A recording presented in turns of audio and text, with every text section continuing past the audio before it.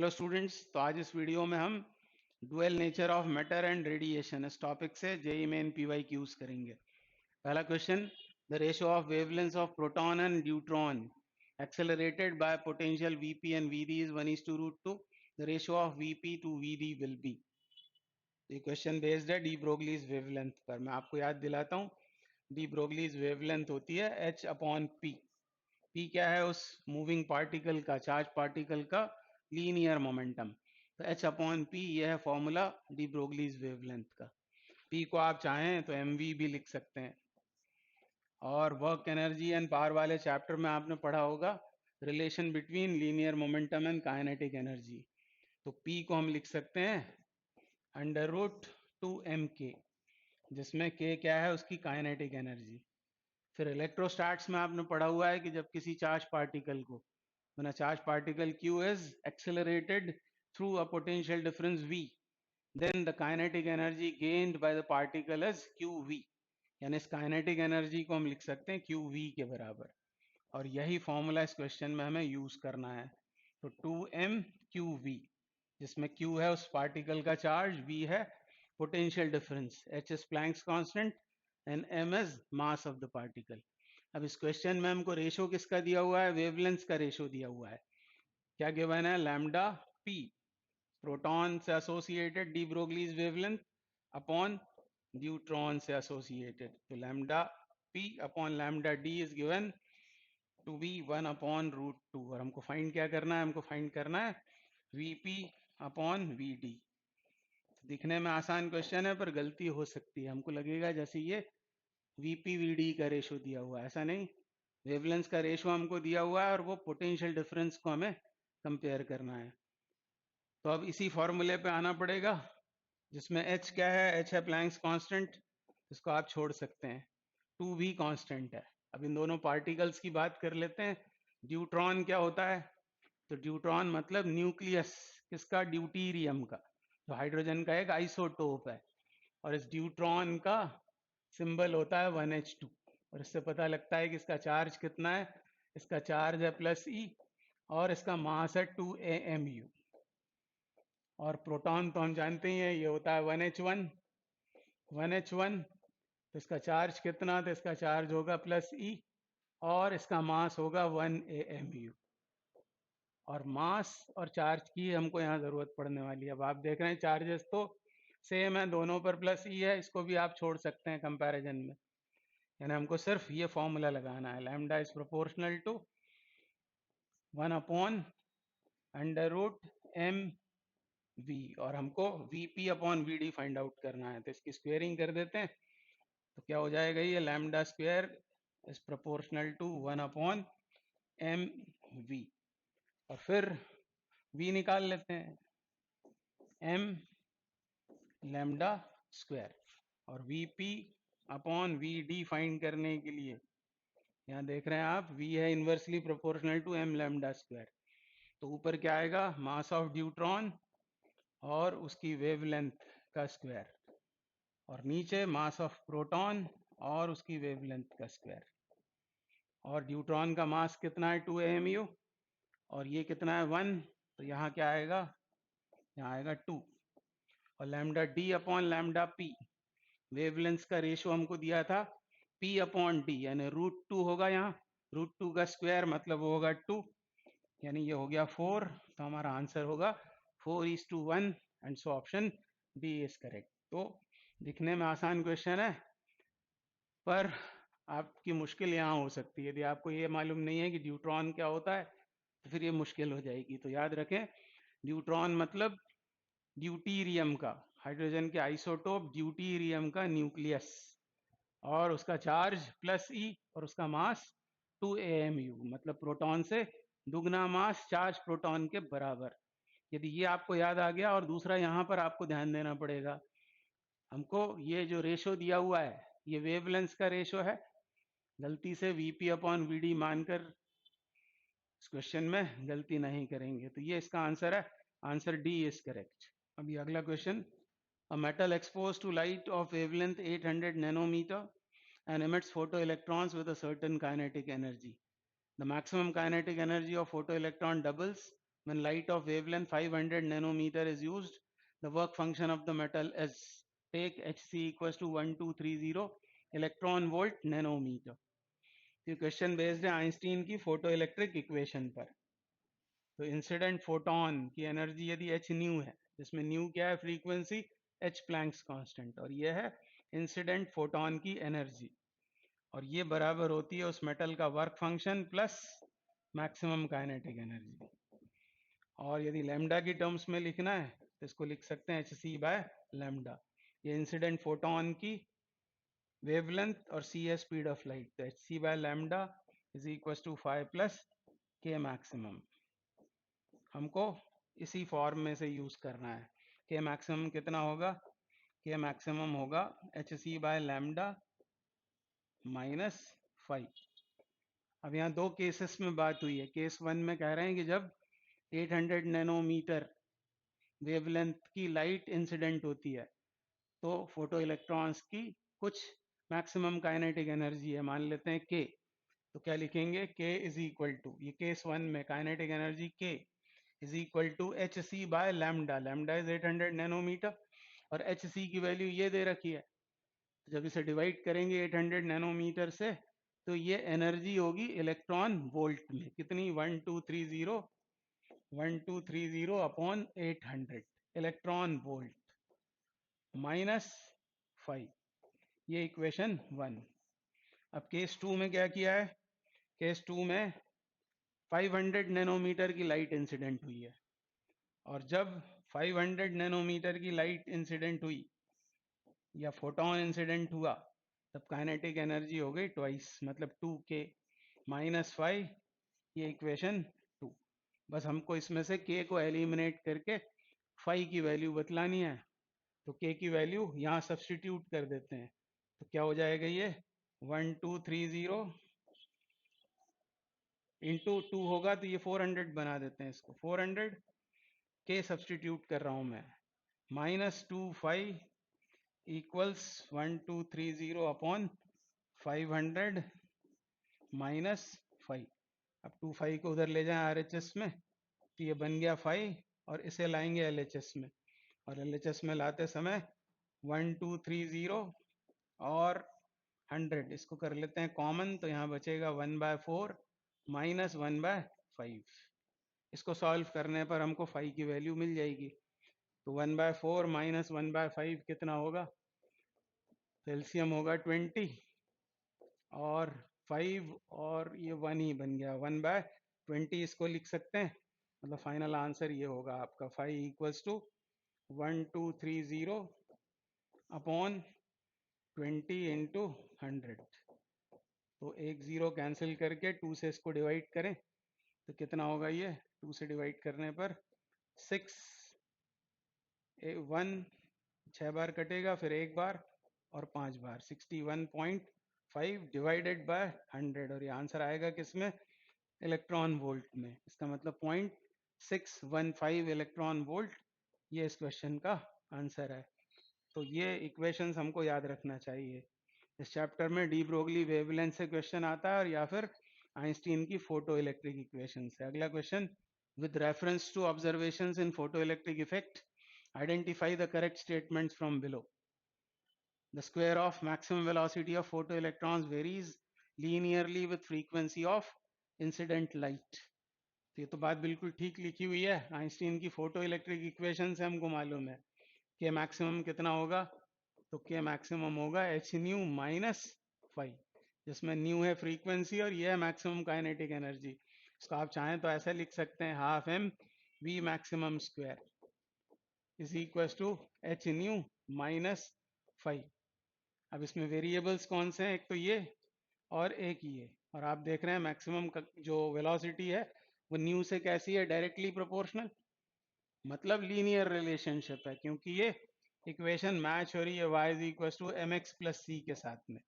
इसका मतलब फ्रीक्वेंसी के साथ वेलोसिटी, मैक्सिमम जो वेलोसिटी है फोटो इलेक्ट्रॉन्स की, वो लीनियरली वेरी होती है। बी में क्या बोल रहे हैं, the value of saturation current increases on moving the source of light away from the metal surface. Source of light को यदि आप अवे ले जाएंगे तो क्या होगा, इंटेंसिटी कम होगी। इंटेंसिटी कम होने से क्या होगा, कम फोटॉन्स इंसिडेंट होंगे, कम इलेक्ट्रॉन्स निकलेंगे। इसका मतलब ये उल्टा लिखा हुआ है। यदि आप सोर्स को अवे ले जाएंगे तो सैचुरेशन करंट डिक्रीज होना चाहिए, और इसलिए ये गलत है। तीसरा, the maximum kinetic energy of photo electron decreases on decreasing the power of LED source of light. तो पावर से कोई लेना देना ही नहीं है मैक्सिमम काइनेटिक एनर्जी को, पावर का लेना देना है इंटेंसिटी के साथ में, और इंटेंसिटी से आप सेचुरेशन करंट को बदल सकते हैं, इसको नहीं बदल सकते मैक्सिमम काइनेटिक एनर्जी को। काइनेटिक एनर्जी तो फ्रीक्वेंसी पर डिपेंड करती है, मतलब ये भी गलत है। फिर, the immediate emission of photo electrons out of metal surface can not be, यहाँ यदि कैन बी होता तो ये बिल्कुल ठीक होता, कैन नॉट बी, क्योंकि बोला है पार्टिकल नेचर ऑफ लाइट या इलेक्ट्रोमैग्नेटिक वेव से इमीडिएट इमिशन फोटो इलेक्ट्रॉन्स का एक्सप्लेन नहीं हो सकता, तो हो सकता है। फिर ई क्या बोल रहे हैं, existence of threshold wavelength can not be explained by wave nature of light, ये भी हम इसी इक्वेशन से जस्टिफाई कर सकते हैं कि एक मैक्सिमम वेवलेंथ होती है जिसको क्या कहते हैं, थ्रेशोल्ड वेवलेंथ, जिससे ऊपर होने पर वेवलेंथ के फोटो इलेक्ट्रिक इमिशन नहीं होता। यानी इसमें ए और ई ये दो करेक्ट ऑप्शंस हैं, यानी आंसर हमारा होगा बी। तो ये इस क्वेश्चन का answer. An electron with initial velocity v vector is equals to v naught I cap, v naught greater than zero। v naught greater than zero का मतलब यह है कि यहाँ माइनस साइन नहीं आएगा, यानी वेलोसिटी है कहाँ पर, I cap यानी x की पॉजिटिव डायरेक्शन में। यह है किसी इलेक्ट्रॉन की initial velocity, is moving in an electric field E is equals to minus E naught I cap, E naught is greater than zero। अब ई नॉट यदि ग्रेटर देन जीरो है तो माइनस साइन कभी नहीं हटेगा, यानी इलेक्ट्रिक फील्ड एक्ट कर रही है एक्स की नेगेटिव डायरेक्शन में, इसलिए ये दो बातें यहाँ लिखी हुई हैं। यानी इलेक्ट्रॉन की इनिशियल वेलोसिटी है एक्स की पॉजिटिव डायरेक्शन में, और इलेक्ट्रिक फील्ड एक्ट कर रही है एक्स की नेगेटिव डायरेक्शन में, where E not is constant. If at t equals to 0, de Broglie wavelength is lambda naught equals to h upon mv naught, then its de Broglie wavelength after time t। ये हमको find out करना है। तो दिखने में difficult question है बहुत आसान। क्या हमको गिवन है, ये बताया हुआ है कि t इक्वल्स टू 0 पर, t इज इक्वल टू 0 पर डी ब्रोगली वेवलेंथ कितनी है, वह है h upon M V not, और उसकी इनिशियल वेलोसिटी वो है वी नॉट आई कैप। तो इसको ड्रॉ कर लेते हैं, इलेक्ट्रिक फील्ड को और इलेक्ट्रॉन की वेलोसिटी को। तो इलेक्ट्रिक फील्ड कहाँ एक्ट कर रही है, मान लो ये है एक्स एक्सेस, तो एक्स की नेगेटिव डायरेक्शन में इलेक्ट्रिक फील्ड एक्ट कर रही है, minus E not I cap. और इलेक्ट्रॉन की जो इनिशियल वेलोसिटी है, ये वो इलेक्ट्रॉन जिसका मास है m, और क्या दिया है, उसकी वेलोसिटी दी हुई है हमको एक्स की पॉजिटिव डायरेक्शन में, वी नॉट आई कैप। ये है t इज इक्वल टू 0, जब उसकी डी ब्रोगली वेवलेंथ है ये, और इनिशियल वेलोसिटी है V not I cap vector form में। हमको बताना है डी ब्रोगली वेवलेंथ उसकी आफ्टर टाइम t। तो इलेक्ट्रोस्टैटिक्स में आपने पढ़ा है, क्योंकि इलेक्ट्रॉन है मतलब नेगेटिव चार्ज है, और यह है इलेक्ट्रिक फील्ड, और नेगेटिव चार्ज पर फील्ड के ऑपोजिट फोर्स एक्ट करता है। तो कहाँ एक्ट करेगा इसके ऊपर फोर्स, फोर्स एक्ट करेगा इस डायरेक्शन में, जहां उसकी इनिशियल वेलोसिटी जिस डायरेक्शन में, वहीं फोर्स एक्ट करेगा। और फोर्स कितना होगा, मैग्नीट्यूड में वो कितना होगा, मैग्नीट्यूड में होगा इलेक्ट्रॉन का चार्ज इनटू इलेक्ट्रिक फील्ड का magnitude, small E into E not, ये होगा फोर्स। और फोर्स डिवाइडेड बाय मास कर दें, मास ऑफ इलेक्ट्रॉन जो गिवन है क्वेश्चन में, तो ये हमको क्या मिला, उसका एक्सेलरेशन मैग्नीट्यूड। और डायरेक्शन क्या होगी, जो फोर्स की डायरेक्शन है, तो इसका मतलब ये पार्टिकल इधर एक्सेलरेट होगा। और ये एक्सेलरेशन कैसा है, सभी क्वांटिटीज कांस्टेंट है, यानी एक्सेलरेशन कांस्टेंट है। हम काइनेमेटिकल जो इक्वेशंस हैं उनसे हम उसकी after time T velocity find कर सकते हैं। कौन सी इक्वेशन यूज करना पड़ेगी, v is equal to u plus A T, u plus A T. अब u कितना, v नॉट, ये सिर्फ मैग्नीट्यूड लिख रहा हूं मैं, या आप प्लस माइनस साइन भी लगा सकते हैं क्योंकि वन डायमेंशनल मोशन है। तो u v नॉट, और एक्सेलरेशन कितना है, small E capital E not upon m into T. तो ये आ गई उसकी वेलोसिटी आफ्टर टाइम टी। अब हमको फाइंड क्या करना है? फाइंड करना है हमको डी ब्रोगलीज वेवलेंथ। तो वेलोसिटी ये दी हुई है हमें, और वेवलेंथ का फॉर्मूला क्या होगा? एच अपॉन, यहाँ क्या आएगा? Mass into velocity. यानी बस यहाँ एम के साथ में और क्या आना है? ये क्वांटिटी आएगी V not plus small E capital E not upon M into T. ये होगी de Broglie wavelength after time T. अब ऑप्शन से मैच कर लेते हैं इसको।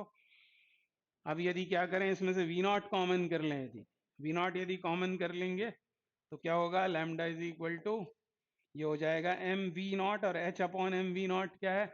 वो है लैम्डा नॉट। तो अंदर क्या बचेगा? ये वी नॉट तो हमने कॉमन किया था, इधर है नहीं वी नॉट। वी नॉट आ जाएगा डिनोमिनेटर में, यानी 1 plus small E capital E not upon M V not into T. ये इस क्वेश्चन का आंसर होना चाहिए। Lambda is equal to lambda not upon 1 plus small E capital E not upon M V not into T. यानी ये option correct है, और इसमें थोड़ी सी प्रिंटिंग मिस्टेक है, ये है स्मॉल टी के बराबर। तो ऑप्शन हाल फिलहाल तो ये करेक्ट है, lambda not upon 1 plus small E capital E not T upon M V not. तो बहुत ही आसान सा क्वेश्चन है। नेक्स्ट क्वेश्चन करेंगे। Next question, two streams of photons possessing energies to 5 and 10 times the work function of metal are incident on the metal surface successively. The ratio of maximum velocities of the photoelectron emitted in the two cases respectively will be. तो फिर से Einstein की photo electric equation लगाएंगे। के maximum, या फिर इसको क्या बोल सकते हैं हम? Half M V maximum square. ये फोटो इलेक्ट्रॉन्स की मैक्सिमम वेलोसिटी और ये काइनेटिक एनर्जी, और ये कितनी होती है? तो ये होगी इंसिडेंट फोटोन की एनर्जी माइनस वर्क फंक्शन। तो हमको ये यूज करना है। अब केस 1 में क्या बोला है? केस 1 में बोला है कि जो फोटॉन्स इंसिडेंट हुए हैं उनकी एनर्जी वो कैसी है? वर्क फंक्शन का 5 टाइम्स। मतलब डायरेक्टली आप इसको क्या लिख सकते हैं?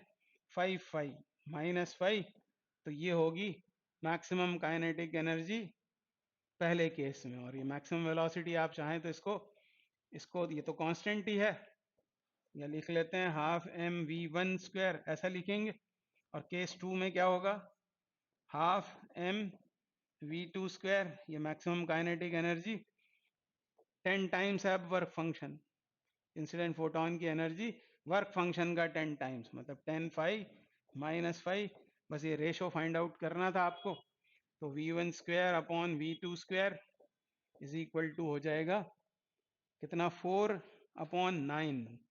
4 अपॉन 9 और फिर स्क्वायर रूट लेना पड़ेगा, तो V one by V two हो जाएगा 2/3। यानी answer 2:3 is correct. Answer C is correct. The next question, nearly 10% of the power of 110 watt light bulb is converted to visible radiation.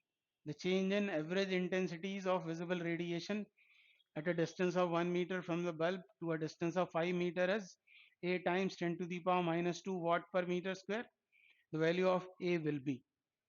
तो एक बल्ब है 110 वाट का, और इसकी केवल 10% पावर ही कन्वर्ट हो रही है विजिबल रेडिएशन में, मतलब 110 का 10%। तो कितना होगा? वो हो जाएगा 11। केवल 11 वाट पावर ये कन्वर्ट हो रही है विजिबल रेडिएशन में। हमसे पूछा क्या है? Change in average intensities of visible radiation. तो इंटेंसिटी क्या होती है? इंटेंसिटी यानी energy crossing per unit area per unit time, और एनर्जी अपॉन टाइम ये होती है पावर। और क्योंकि स्फेरिकल है वो सोर्स लाइट का, तो एरिया को हम लिखेंगे 4πr², मतलब सरफेस एरिया ऑफ स्फीयर। तो आई इनवर्सली प्रोपोर्शनल टू r² हो जाएगा। बल्ब से 1 मीटर पर इंटेंसिटी ज्यादा होगी, 5 मीटर पर कम हो जाएगी। तो 1 मीटर पर इंटेंसिटी कितनी होगी? तो उसको क्या लिखेंगे? पावर, यानी 11 अपॉन 4π इंटू रेडियस स्क्वायर, मतलब 1²। और इंटेंसिटी 5 मीटर पर कितनी होगी? 11 अपॉन 4π इंटू 5²। और यही हमसे पूछा हुआ है, चेंज इन इंटेंसिटीज। तो 11 और 4 पाई ये आ गया कॉमन, अंदर क्या बचता है 1 माइनस 1/25 यानी 24/25, और ये गिवन है हमें, ये कितना बोला हुआ है क्वेश्चन में, a इंटू 10⁻⁻², तो 24 इंटू 4 इंटू 25 ये 100 हो गया, इसके साथ ये कैंसिल आउट, बस हमको a मिल गया, कितना होगा 11 इंटू 24/पाई, और पाई इज 22/7, ये 2 बार कैंसिल 22, तो ये 12 बार कैंसिल, और 12 इंटू 7 इज 84, यानी इस क्वेश्चन का आंसर होगा 84, the value of a is 84, ये इस क्वेश्चन का आंसर है। अगला question, the kinetic energy of emitted electron is E when the light incident on the metal has wavelength lambda.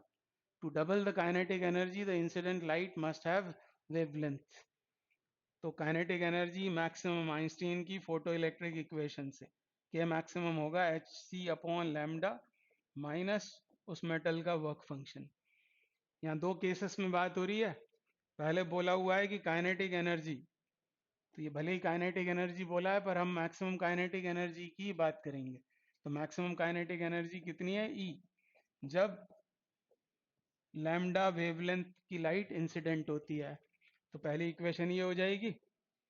और अब क्या करना है हमको, अब काइनेटिक एनर्जी को करना है डबल, मतलब 2E करना है। तो हमसे पूछा है किस वेवलेंथ की लाइट को इंसिडेंट करना पड़ेगा, वर्क फंक्शन तो मेटल की प्रॉपर्टी है वो वही रहेगी, बस हमको इसमें से फाई को एलिमिनेट करके लैम्डा डैश के लिए इसको सॉल्व करना है। तो क्या करेंगे, तो सब्ट्रैक्ट कर देते हैं 1 फ्रॉम 2, मतलब 2E माइनस E, तो ये तो हो जाएगा E, और इधर क्या होगा, इसमें से जब इसे सब्ट्रैक्ट करेंगे तो प्लस फाई हो जाएगा, तो फाई कैंसिल आउट, बचता क्या है HC, और यहाँ आएगा 1/लैम्डा डैश माइनस 1/लैम्डा, ऐसा होगा। और इसको आगे सॉल्व करें तो E/HC, E/HC is equal to 1/लैम्डा डैश माइनस 1/लैम्डा, इसको भी इधर ले आते हैं, तो ये बन गया 1/लैम्डा डैश। तो अब इधर एलसीएम लेते हैं, ये हो जाएगा HC लैम्डा, तो इधर आएगा E लैम्डा प्लस लैम्डा से डिवाइड किया तो HC इज इक्वल टू 1/लैम्डा डैश, तो लैम्डा डैश की वैल्यू हमको मिल गई फाइनली, वो कितनी हुई, लैम्डा डैश इज, इसको रेसिप्रोकेट करना पड़ेगा, HC lambda upon E lambda plus HC, तो आंसर बी मैच हो रहा है, आंसर बी इज करेक्ट, ये इस क्वेश्चन का आंसर है। Next question, the ratio of de Broglie wavelengths of proton and electron having same kinetic energy, assume mp is equals to me into 1849। तो D Broglie wavelength compare करवा रहे हैं proton और electron की, कौन सा फॉर्मूला लगेगा, H/P, ये होती है डी ब्रोगलीज वेवलेंथ, और इसका रिलेशन, क्योंकि यहाँ बोला है same kinetic energy, linear momentum का काइनेटिक एनर्जी के साथ ये रिलेशन होता है, इसलिए इसको लिखेंगे 2mk। अब कौन कौन सी क्वांटिटीज सेम है दोनों के लिए, H तो कांस्टेंट होता ही है, 2 भी कांस्टेंट और K भी कांस्टेंट हो जाएगा, और यहाँ बात हो रही है वेवलेंथ प्रोटॉन की अपॉन इलेक्ट्रॉन की, तो यहाँ क्या आ जाएगा, मास ऑफ इलेक्ट्रॉन, और यहाँ होगा मास ऑफ प्रोटॉन, क्योंकि लैम्डा होगा inversely proportional to square root of mass, और ये रिलेशन दिया हुआ है, तो me/mp कितना होगा 1/√1849, जो क्वेश्चन में दिया है। अब सिर्फ ऑब्जर्वेशन से आपको आंसर करना पड़ेगा, ये 62 हो नहीं सकता, 62 के आसपास होने के लिए इसे 3600 वगैरह कुछ होना पड़ेगा, ये भी नहीं, इसके लिए इसे 900 होना पड़ेगा, ये भी आंसर नहीं है, इन दोनों में से कोई एक आंसर है, तो ऊपर तो 1 आ रहा है और इसका स्क्वायर रूट 43 के आसपास होगा, यानी सिर्फ ऑब्जर्वेशन से हम आंसर कर सकते हैं, answer C is correct, 1:43। Next question, the de Broglie wavelength of an electron having kinetic energy E is lambda. If the kinetic energy of electron becomes E/4, then its de Broglie wavelength will be, तो कौन सा formula suitable होगा, E बराबर H/√2 2m k, और कभी कभी k की जगह e भी लिखा हुआ मिलता है। तो लैम्डा हो गया inversely proportional to square root of e, क्योंकि बात हो रही है किसके लिए, इलेक्ट्रॉन के लिए, तो m कांस्टेंट हो जाएगा, 2 तो है ही कांस्टेंट, h भी कांस्टेंट है, यानी lambda is inversely proportional to e। और हमसे पूछा क्या है, एनर्जी यदि E/4 हो जाती है तो अब डी ब्रोगली वेवलेंथ कितनी हो जाएगी, मतलब lambda dash upon lambda is equal to क्या लिखेंगे, एनर्जी से इन्वर्स प्रोपोर्शन है, तो पहले एनर्जी कितनी थी E, और अब कितनी हो गई है E/4, जिसके करस्पॉन्डिंग ये है वेवलेंथ लैम्डा डैश। तो ये हो जाएगा 4 और 4 का स्क्वायर रूट 2, यानी लैम्डा डैश हो गया 2 लैम्डा के बराबर, यानी answer B is correct. In photoelectric effect the photocurrent is proportional to intensity of the incident radiation। ये तो फोटो इलेक्ट्रिक इफेक्ट का ही एक लॉ है, जैसे जैसे हम इंटेंसिटी बढ़ाएंगे इंसिडेंट रेडिएशन की, ज़्यादा फोटॉन्स इंसिडेंट होंगे तो ज़्यादा इलेक्ट्रॉन्स फोटो इलेक्ट्रॉन्स इमिट होंगे, यानी फोटो करंट डिपेंड करता है इंटेंसिटी ऑफ इंसिडेंट रेडिएशन पर। बी में बोला maximum kinetic energy with which photo electrons are emitted depends on intensity of incident light. ये बात बिल्कुल गलत लिखी हुई है, मैक्सिमम काइनेटिक एनर्जी डिपेंड करती है फ्रीक्वेंसी पर, ना कि इंटेंसिटी ऑफ इंसिडेंट लाइट पर। सी में बोल रहे हैं maximum kinetic energy with which photo electrons are emitted depends on frequency of incident light. ये बात ठीक लिखी है, फोटो इलेक्ट्रिक इक्वेशन भी यही बताती है। D, the emission of photoelectrons require a minimum threshold intensity of incident radiation। emission of photoelectrons require a minimum threshold intensity।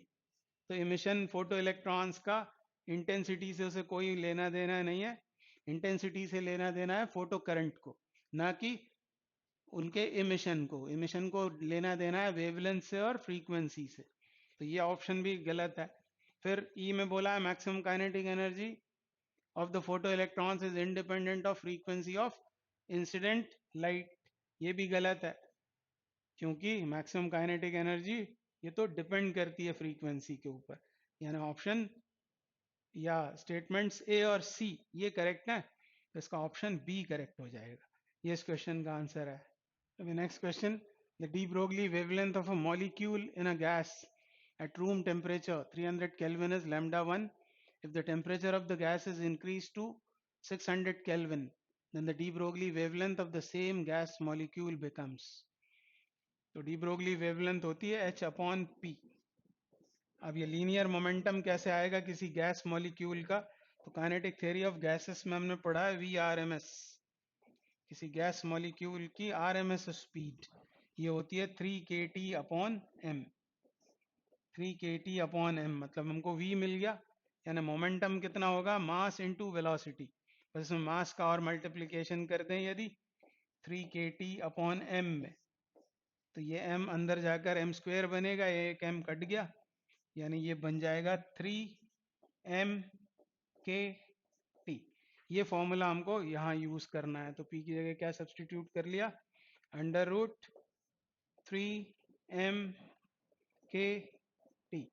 अब यहाँ क्या क्या कांस्टेंट हो जाएगा किसी गैस मॉलिक्यूल के लिए, यही बोला हुआ है हमको, m कांस्टेंट हो जाएगा, 3 कांस्टेंट, ये बोल्ट्जमैन कांस्टेंट है और ये प्लैंक्स कांस्टेंट, मतलब lambda is inversely proportional to square root of absolute temperature. हमको वेवलेंथ पूछी है नई वाली, और पहले की वेवलेंथ कितनी दी हुई है, लैम्डा 1, यानी ये लैम्डा 2 अपॉन लैम्डा 1, क्या लिख सकते हैं, इसको लिखेंगे T1, मतलब पहले का टेम्परेचर वो कितना है 300 केल्विन, और बाद का टेम्परेचर कितना हो गया, इंक्रीज्ड टू 600, मतलब ये नया टेम्परेचर, यानी कितना हो गया लैम्डा 2 अपॉन लैम्डा 1, ये हो गया 1 अपॉन रूट 2, यानी lambda 2 is lambda 1 upon root 2।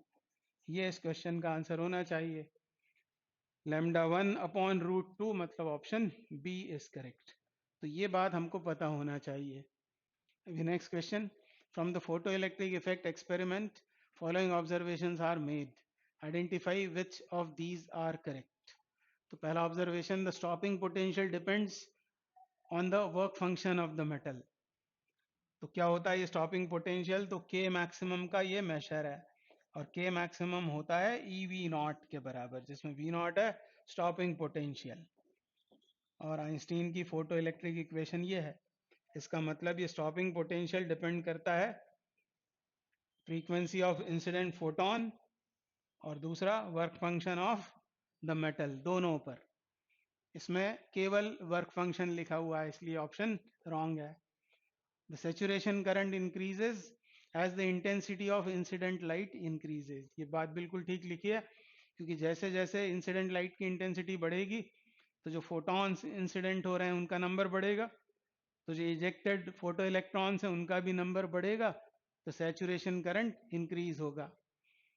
सी में बोल रहे हैं the maximum kinetic energy of photo electron depends on the intensity of incident light. Maximum kinetic energy frequency पर डिपेंड करती है, ना कि इंटेंसिटी पर, यानी ये रॉन्ग है। D, photo electric effect can be explained using wave theory. Wave theory से इसको एक्सप्लेन नहीं कर सकते, इसको एक्सप्लेन कर सकते हैं बाय पार्टिकल थ्योरी, मतलब ये भी रॉन्ग है। यानी इसमें से केवल स्टेटमेंट बी करेक्ट है, इसलिए आंसर होगा सी, बी ओनली।